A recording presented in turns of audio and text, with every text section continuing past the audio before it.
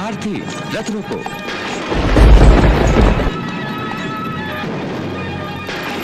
द्वारिकाधीश, यह महर्षि उत्तंक के तप सामर्थ्य का प्रभाव है। उन्होंने ये अपने तपोबल से हमें संकेत भेजा है कि मैं द्वारिका जाने से पहले उनसे भेंट करूं।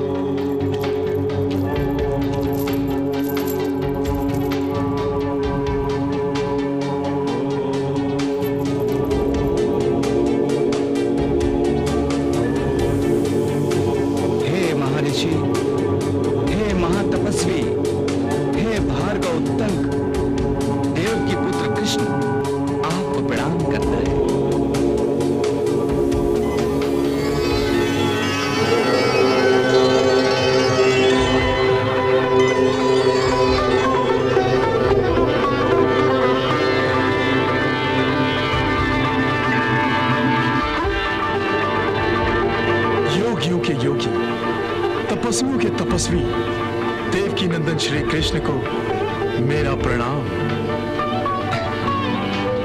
भगवान, आपने मुझे प्रणाम करके समस्त लोकों में मुझे प्रतिष्ठित कर दिया है। आपकी महान तपस्या के सामने सारी प्रतिष्ठाएं मांद पड़ गई हैं। हे प्रभु, आपके श्रीमुख से निकलने वाले वाक्य तो आपकी बांसुरी के सुरों से भी अधिक मन भावन है। आप अपनी आवाज से सभी का मन मोह लेते हैं, परंतु आपके दर्शनों से तो सभी सम्मोहित होते हैं। आपने मेरा मन मोहकर मुझे सम्मोहित कर दिया है प्रभु, सम्मोहित कर दिया है।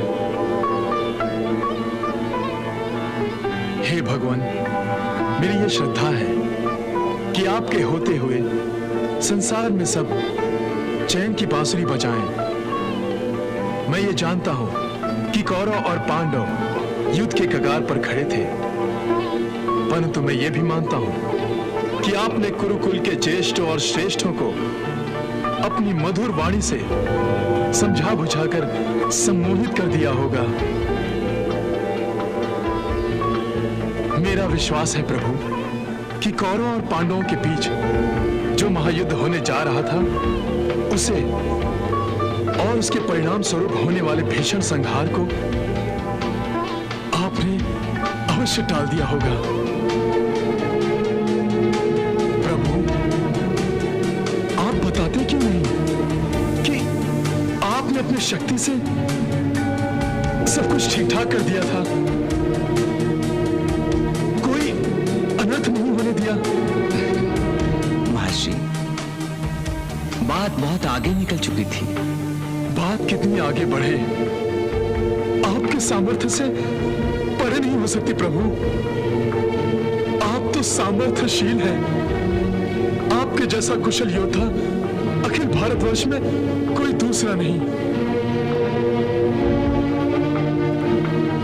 दुर्योधन ये बात समझ नहीं सकता था, इसलिए युद्ध पर उतारू हो गया, परंतु आपने दुर्योधन को अपनी शक्ति का परिचय देकर युद्ध पर अंकुश अवश्य लगाया होगा।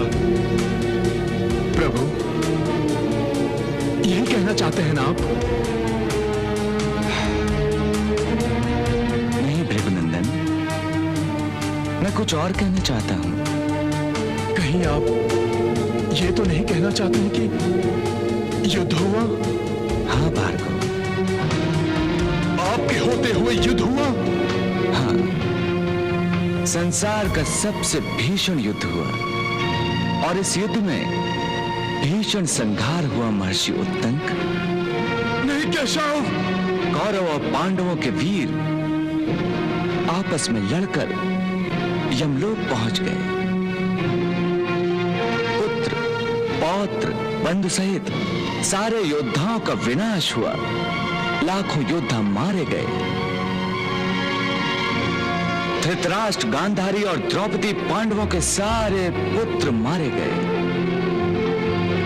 इस महाभयंकर युद्ध में केवल 10 योद्धा बच गए भार्गव उत्तंक 5 पांडव, सात्यकी, अश्वत्थामा, कृतवर्मा, कृपाचार्य और मैं शेष सभी मारे गए।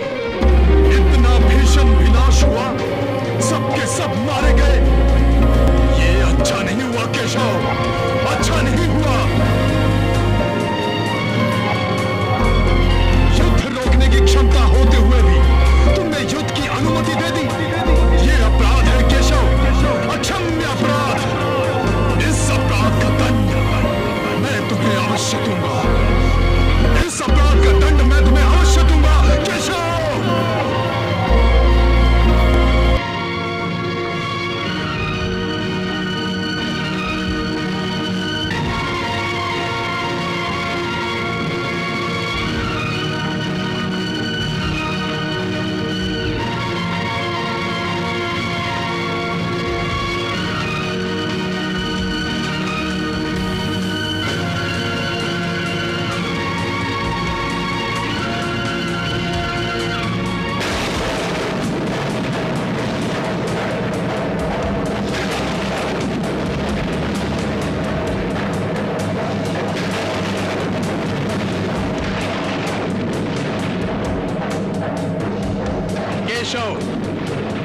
मैं तुम्हें श्राप देता हूं। ठहरिए भृगनंदन, श्राप देने से पहले मेरी बात तो सुनिए। मैंने इस युद्ध को रोकने का बहुत प्रयास किया, परंतु किसी के प्रारब्ध में हस्तक्षेप करके उसको बदलने की चेष्टा नहीं की, क्योंकि ऐसा करना विधि के विधान को बदलना होता, जो सृष्टि के विधाता का विरोध है। इसलिए युद्ध में भाग लेने वाले अपनी मृत्यु के अनुसार अपने अंत को पहुंचे। ये सब तुम मेरी श्राप से डर कर कह रहे हो केशव। मैं तुम्हारी बातों में आने वाला नहीं हूं। मैं तुम्हें अवश्य श्राप दूंगा केशव। नहीं ऋषि श्रेष्ठ, ये स्वयं आपके लिए उचित नहीं है। आप तपस्वी हैं, तेजस्वी हैं। हे द्विगश्रेष्ठ, आपने ब्रह्मचर्य व्रत का कठोर पालन किया है। आपने अपनी सेवा से गुरुजनों को संतुष्ट किया है। आपने अपनी तपस्या से महान तपोबल अर्जित किया है। शाप देने से आपकी ये सारी आध्यात्मिक उपलब्धि नष्ट हो जाएगी। मैं नहीं चाहता कि शाप के कारण आपका तपोबल शून्य हो जाए। मेरा तपोबल शून्य नहीं होगा कृष्ण। मैंने किसी का कल्याण नहीं किया है और ना ही मैंने किसी के अकल्याण के बारे में सोचा है। मैंने अपना तपोबल केवल मृत्यु लोक की भलाई के लिए अर्जित किया है। यदि मेरे तपोबल से मनुष्यों का कल्याण नहीं हो रहा है तो हो जाने दो मेरा तपोबल शून्य। हे महर्षि, आप जैसा महाज्ञानी ज्ञान और अहंकार की सीमा पर खड़ा होकर अध्यात्म तत्व भूल रहा है। अध्यात्म तत्व? मुझे बहलाने और बहकाने का प्रयास मत करो केशव।